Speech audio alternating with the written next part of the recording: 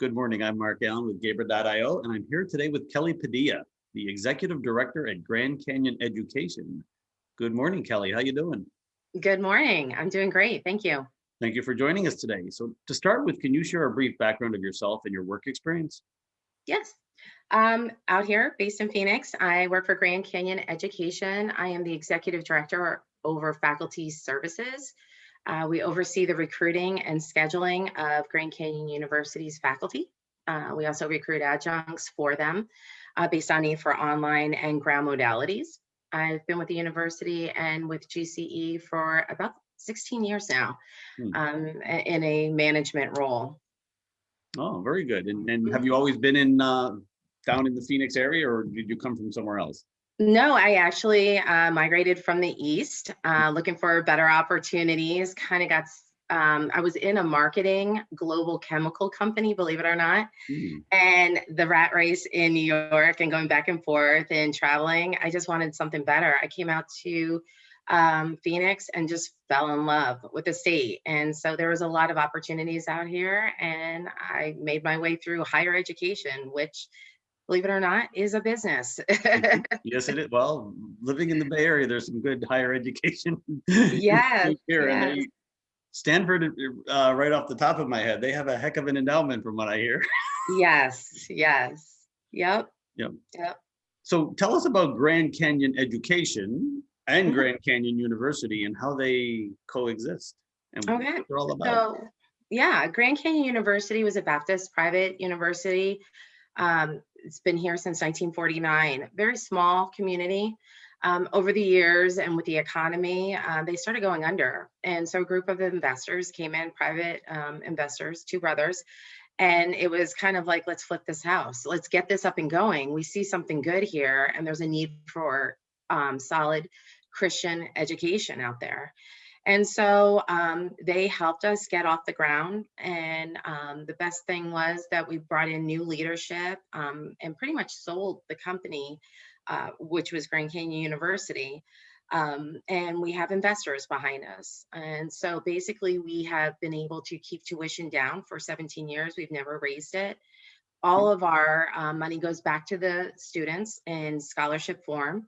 We participate in servant leadership, meaning that we all receive community service to go out into the community in Phoenix to do Habitat for Humanity. We're doing a COVID station right now for not only our employees, but people in the area. Phoenix being fifth largest city, we have huge populations of Hispanic or individuals that are just struggling out there. And so we go out there and we feed the homeless, and we work with St. Mary's Food Bank. And so that became our mission, is to not put up the gates, to kind of spread the wealth and really go out there and spread, spread the word of God. And so with our great leadership, we became pretty profitable and we were doing pretty good. And so we decided, you know what, we did really well on this. Let's separate. So Grand Canyon University, being also a private institution, they wanted to get to take in more money as well for scholarships and endowments for the students. So they became private, and they broke away, and they are, appeal to the HLC and everybody like that. And so now they actually are no longer a for-profit university. Hmm. So Grand Canyon Education became the second part of it, and we broke away. We are the service providers for the university, and they are our customer now. We lead with the same mission. We internally feel like one company, but that allowed us to go out there and help other universities that may have been struggling with online, may have been struggling with curriculum, and Hmm. really just provide them services that most traditional universities don't really know how to handle. Very interesting. And, Yeah. and how many students are enrolled at Grand Canyon University?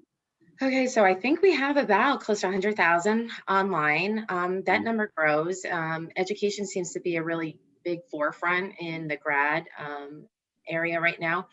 We have a huge nursing population on campus. We are one of the largest universities in Arizona for nursing, and we partner with almost 200 different hospitals and organizations and we work with ASU and other universities to really get our healthcare workers trained and out there. And so we really are, again, going back to the community, making sure that we have the best of the best nurses. And so that program has grown. We have, like I said, about 22,000 or more, a good 60% commute from the area, but we are growing from California to Texas and Colorado. Now I'm seeing Minnesota. So the university does a great job outreaching to a lot of kids that just they want to go to a big school and they find that this is home for them. They like the feeling of the campus and people that are like-minded like them, you know. Wow, that's really fascinating. And you mentioned Yeah. both an online and an in-person curriculum. So are Yeah. those two different schools, or is that one school and you have your It's choice? one school. Basically, when you have a program and you're behind accreditors and stuff like that, you have to offer the same seat count or seat hours and the same type of rigor in your programs. We were able to manage curriculum where we can pretty much rip it apart and stretch it out for 15 weeks face to face, or we can go 8 weeks online. And Hmm. we put a lot of money and a lot of effort into training not only our faculty, but our adjuncts, and we monitor them. We have systems that will allow us to see how often they're in class, engagement, feedback, and that they're really working for the students. They're not there to babysit. There are a lot of traditional universities that basically just throw up the curriculum and you're kind of on your own and you feel isolated. We are online at least. Well, I know personally for me, I do teach for the College of Business. I'm online pretty much 6 to 7 days a week, just checking to make sure that questions are answered, that I have office hours. So we're simulating the same feel as if you were, in class. We also use other software. Not only do we have Zoom conferences, but we have a ton of different free software for education, like Poll Everything and other areas to make it fun, interactive, to keep people engaged. Wow, that's really interesting. Mhm. So it sounds like you've been online for a while, right? Yes, I'm a So, student of online, and I actually carried through. I was so impressed by the model that University of Phoenix and other schools had that I wanted to be a part of it. And hmm, so that's why I joined Grand Canyon University with a business and marketing background. I thought, how am I going to fit into education? And then there was a little bit of a learning curve, but you know what? It all comes back down to servicing your customer, which is your students. yeah, wow. And are a lot of your professors or instructors, are they remote all over the country or all over the world? Yeah. Yeah, we have over 5,000 adjuncts and we have over 1,000 full-time faculty. Our online full-time faculty are in the Phoenix area for the most part. We do have some that are all over the country just because due to the demographics and degrees and, Mhm. sometimes it's difficult to find people to teach locally. But for the most part, yeah, 40% of our faculty live here in Phoenix. So we're Oh. employing a lot of people. So being a techie, I have to ask you, do you have a computer science school? Yes, we do. And we have cyber warfare, and our students right now are probably in class looking for pedophiles and ISIS. Wow. I actually have a student worker that I could hack anything, and upon his graduation, he got hired for DC. He went right to Washington. Wow, that's great. And Yeah. and so I mean, COVID caused a lot of disruption in the education industry. I mean, I get the impression it didn't have a huge effect on you. It had to have some effect, but it probably didn't have a huge effect, right? I'm going to tell you that when we found out about COVID, it was right before the fall. We were about to launch fall. And there was some concern about, of course, keeping our staff and our faculty safe, but our kids, and especially in the classroom. Online went on like no problem. In fact, online actually flourished Hmm. because we had more time and more effort to put into them. Like as adjuncts, most people were working from home, but for ground, we were able to pretty much stand up a system within weeks Hmm. of working around the clock just to make sure that our students were safe and protected. One of the benefits that we have on our campus is we also own a hotel for our hospitality. We Hmm. own a golf course as well. So we were able to utilize our hotel for first responders in the area that had to be quarantined, but we also were able to shut down because we weren't going to have teams visiting for our sports. quarantine our students to keep them Hmm. safe. And so we, and having nurses and a clinic and everything on campus, we were able to be there real fast for our students if they were sick, and protect the rest. So we had a couple weeks where we were online, and then we did kind of like a hybrid model where we only had half the class coming in Hmm. and making sure that everybody had social distance and wearing masks and hand sanitizer and cleaning after every single class. The good thing is too, a lot of our courses are under 25 students. We Hmm. purposely keep them small. We have a few lecture halls, but we were able to also bring those online part of the week. And we just met online instead of meeting face to face. Interesting. Yeah, That it's fascinating that such a it's the size that you yeah. really just smaller institutions. I think it would come more natural, but you have, if you're the number of the volume you're talking about, that's amazing.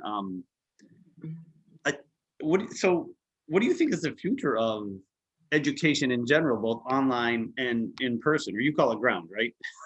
Yeah, our traditional ground. That's our modality that we say. But yeah, you know what? I think that universities have always struggled by this academia idea that like online isn't rigorous and you're not going to learn. I think that we're going to see, not only from an employment stance, and organizations, that our people are pretty smart and they actually do really well. And not everybody wants to make the commute an hour, especially Mhm. going into the city, and have that work life balance. I think that if universities don't get on board and start offering a very full, rich curriculum online, you're missing out on a whole demographics. There are a lot of students that can't go to the university full time, but yet they have jobs and families to support, especially even our younger generation.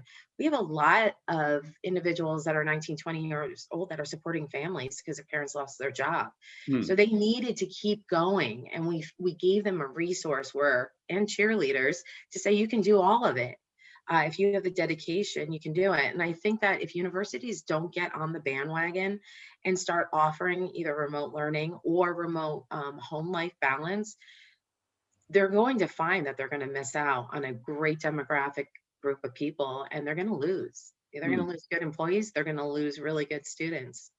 Yeah, no, I would agree with you. I mean, I know Mhm. some of the local universities here do offer online, but I think it's more for people that want to take the class but not get the credit. I don't know, Yeah, right? yeah. And are you actually open? I know Arizona is one of the more open states. Are you actually right now open and people coming in, students coming into the classroom and oh, you are? Yes. Yeah, our spring semester, we carried on the same with the fall. And so basically, like I said, we have hybrid classes where half the students will report. If you have a Tuesday, Thursday class, half the students will report on Tuesday, the other half will come in on Thursday. And then if your Tuesday class, you'll be watching from, online, and then vice versa. We want to make sure there's a very delicate balance Hmm. with working from home, whether you're managing employees or students. They need the engagement, they need the interaction. And that's one thing that we're very sensitive about, is watching our students and making sure they're not withdrawing and they don't become hermits, Mhm. watching Netflix and chill in their rooms. I mean, we watch their activity, and we are offering a lot of outside activities. Our students from Colorado, they got to get acclimated to the adjustment to altitude, so we take them to Flagstaff and we go up north, like, and we try to get them outside as much as we can, but we also need to make sure that they're being engaged and monitored by a human face to Hmm. face. And it really does make a huge difference in their mental health, Yeah, no, I as would. well as our employees. Yeah, no, I would agree. I think it's actually more important for the younger kids, Mhm. right? That they have that social interaction. As you get older, not everyone needs it. Don't get me wrong, Yeah, but I miss my team. I do miss my team. yeah, I will say that, but you just got to find different ways to connect and engage. yes, I know that. That's why, like I told you, I play golf with my buddies You once a have week if to. we can. That's the one thing we can do here. Yes. Yeah. Yeah. So, well, Kelly, I want to thank you for your time today. This has been fascinating. Sounds like a great university. Hopefully, the word gets out about it. It sounds like you're doing a lot of great things there in Phoenix. So I hope 2021 is a great year for you. Oh, I already see it being a great year. We've learned so much from the last year, and I think we're going to carry that on into 2021 and just continue serving the people and serving our university. Very good. Well, have a great day. All right, thank you.